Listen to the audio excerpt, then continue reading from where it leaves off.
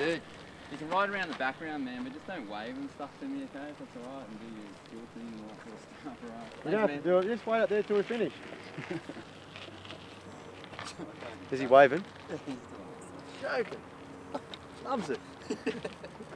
I guess coaching, you know, I mean, when we were talking casually before, you sort of said you had a bit of a hard time a couple of months ago. And, I guess coaching fills that void of not riding or racing competitively anymore, but yeah. So just with that decision being made, it's a hard time. Oh mate, it's been hard. I can't bullshit. I've just got back on the bike again, started riding, and I've been riding last year when the girls come over and Kaylin come over, but just sort of just playing around with them at the track, more standing with the video camera than anything. But the last 4 months I've got back on the bike and just started to prepare like I'm going to race again. And that's the, I don't know, I think BMX is just a drug, mate. It's one of those things. I just went back to what I knew, being an athlete and training every day and doing my stuff with Nicole and riding every now and then with Luke, and that's probably the only thing that saved me, the fact that I'm still riding my bike and, you know, training in the gym and doing sprints with them, and the competitive, aggressive bastard in me has probably saved me from, you know, hanging myself from a rope, because there's so much has gone on over the last 4 months, mate. You know, no one wants to hear the story. You know, no one wants to know, and you know that you know, you're in the right, and that's been hard. Yeah, it's depressive, mate. Yeah, it has been depressive. Oh, I can't bullshit. You put on a shitload of weight and you just want to sit around at the house and, you know, watch TV all day. It's shit. If you know what it's like being depressed, you know what I'm talking about.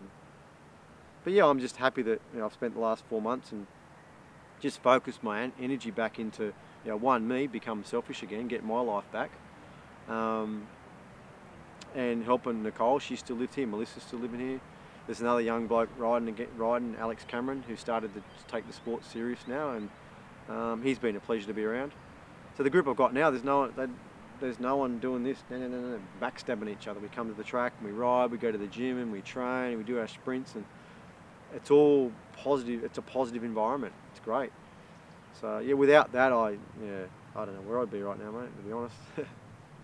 So just thankful, and hopefully things work out. You know, I'll get back in the fold, and, you know, to be honest, mate, if I don't, yeah, I don't care. I'm happy now, and like I said, things were touch and go a few months ago, and I don't want all that pressure of it all. I like helping the guys. I like, you know, doing the fine tuning and building the engines. That's what I like to do.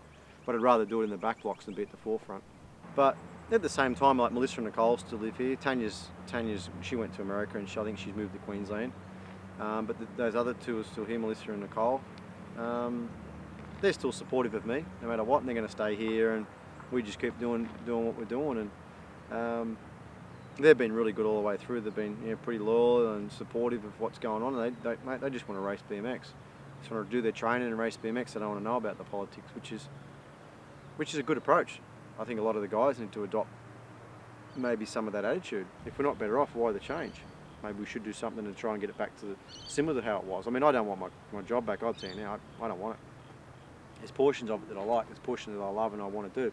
But as far as the whole managing everything all together, no way in the world. You know, I'm happy to accept that I've got faults. I've got no problem with doing that and saying, yeah, I'm not a manager. I know a little bit more about what's going on at the grassroots of the sport, you know, i.e. the daily training environment, and, you know, how do we make riders fast? That's the stuff that's important to these riders. It never was at the start. It was all about, you know, we're part of the high performance crew now, and we're just going to cruise along and receive X amount of funding and things are going to be cool. But, you know, we're getting pretty nervous now. The riders are anyway, because they're thinking, shit, well, we've done it this way for a certain amount of years, and we're even closer now, and the most important things are the daily training environment. You know, what are you doing for training? Who's doing your training? What sort of things are you doing from day to day? How fast are you going? Someone that can measure their success. And at the moment, they don't have anybody that can measure them. There's no yardstick for success, and I guess that's where I come in, because I know the sport, and I'm quite happy to blow my horn and say, yeah, I do know what I'm doing when it comes to rider preparation. Yeah, it's just that key balance between, you know, I don't know if it's me coming back into the fold that's going to fix the problem, or Scott running the whole thing, but it definitely needs, you know, a sports-specific person with some direction and some heart and some passion to try and drive a certain area of the sport, and a manager over the top looking after it. You know, maybe it's not Scott either, or me for managing. It's got to be somebody else just with great people skills, a little bit older, an older person maybe. I had a very short career, I guess, where you had a lot longer career, but I mean, you've got a lot to be proud of too, I guess. I mean, you were one of the gun in the age classes going up. You know what I mean? Like I raced against you, and it was hard for me not to be in awe of people like yourself and Jason Ford, even though I had to race against you half the time. You know what I mean? But you were always to me like the best in Australia through that.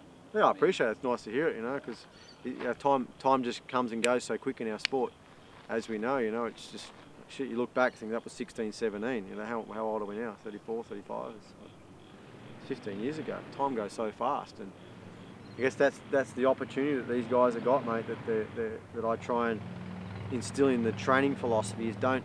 You know, you can be focused on the dream, but you make sure you got one sort of eye on the reality as well. You know, split your eyes in two, and just keep an eye on reality, because sooner or later it's just going to sneak up on you, and you're going to get to the end of BMX. And I can't. You know, I'm happy with where I'm at right now. I can't say that I regret doing anything I've done, and I've got a career, and as far as coaching, I can take a job anywhere in the world. But I choose to stay in Australia, and I've got a career out of my sport. But a lot of these guys, if they don't focus on something to do after BMX, it's going to be. You know, there's plenty of BMXers that have quit our sport. The generation above us, they're just angry, bitter ex-BMXers. You know, why are they like that? You know, that's sport, isn't it? That's what happens if you don't keep an eye on the prize. Things looking back and over your career and coaching. I mean, there's an obvious one, but you sort of wish you had a better chance to do it. Yeah, I think, to be honest, I would have rather have, you know, I didn't get to America till I was late, you know. Not a poor Sean Dwight story, but you know, Mum and Dad never had any money. You know, I've got a house next door to them now. They're both 75-year-old, and you know, from one week to the next, they're struggling for money, and I'm helping them out here and there. And it was hard growing up in BMX because Mum and Dad had no money, and I would have liked to have gone to America at 20. You know, Wade left when he was 20, 21, and that was the pathway he took. And I just wish I could have got to America a lot earlier. You know, I didn't go till I was 27. And, you know, 27, I just went for the experience, and you have a couple of little goals you want to do, get over there and compete with your Danny Nelsons and your Christophe Levesques. But the reality is I was never going to ever be able to stay there and get a career at 27, started at 27. I would have loved to have gone when I was younger, but just never. I could never afford to do it, and Mum and Dad was just never ever in a financial position to send me. So it took me a long time to try and get some money together and to get there.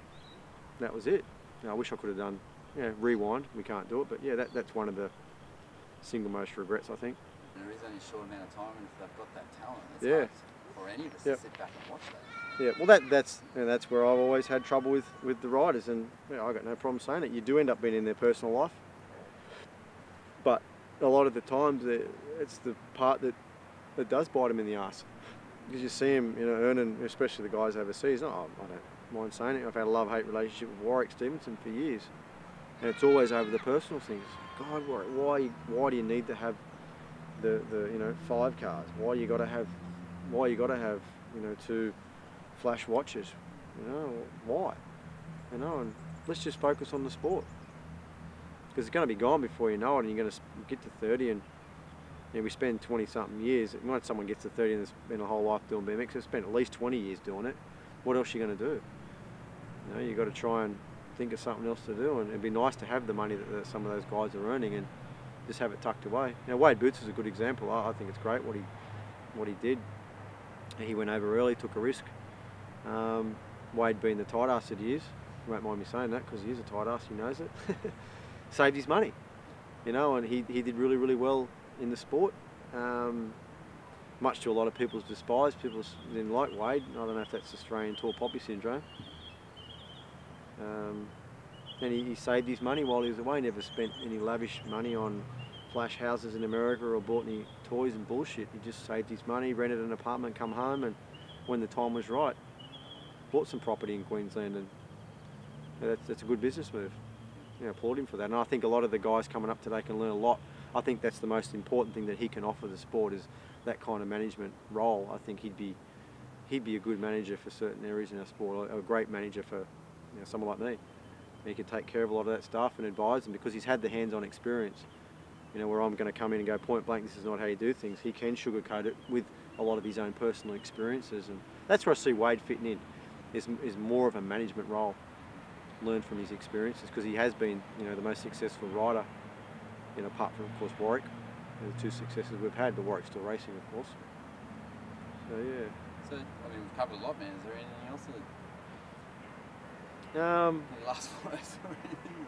That's pretty much it. Tapped into a bit of my life, and I just wish the guys good luck, and I just hope the sport itself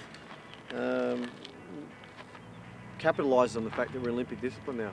And a lot of changes have to change from the ground up. We've got high performance. High performance is always going to take care of itself to a certain level, because high performance athletes in BMX are probably never going to be in that mould that I guess Cycling Australia would like to see, where we come through a system. We're probably 15 years from that kind of system, having a state institute or a regional institute and having these guys used to these kind of services. So I wish them luck. You know, I hope that someone wins the Olympic Games, and I think we can. I think we've got the engines here to do it. The guys and the girls. You know, that's like Nicole Callisto. She's probably a chance at next year's Beijing Olympics. I really believe that. She come through 2 knee reconstructions. She's training well. She's a chance. And the guys, depending on how they, like we talked about earlier, if they manage their life, manage all these variables that are popping up, they can do it too. The variables aside, I could probably come up with 4 names. I think I can come up with 4. I can narrow it to 4. There's going to be question marks over probably all of them, but yeah, 4. I would say Jamie Gray would be 1. Kaylin Young would be 2. Luke Medill would be 3, and Jared would be 4. But yeah, it's BMX, mate. It's just we start up on a start and go, like I said earlier, and there's 8 of us just shooting for, you know, a keyhole in the first turn. Like, there's only one person going to come out of this turn happy. It's a pretty aggressive sport, you know. It's a little bit like a prize fight, you know. Boxers get in the ring and want to belt shit out of each other, and BMX is like that. You can't just roll around, you can't go and race BMX and not be aggressive, and wherever there's aggression, there's going to be, you know, the flip side of it, there's going to be some pain. It's just our sport, mate. Yeah. Thanks, man. All right. Cheers, dude. Thought I'd learn it all, overcome it all, overcome it all. I've been seeing y'all, I didn't make it all, and I'm trying, and I'm sorry, and it's alright.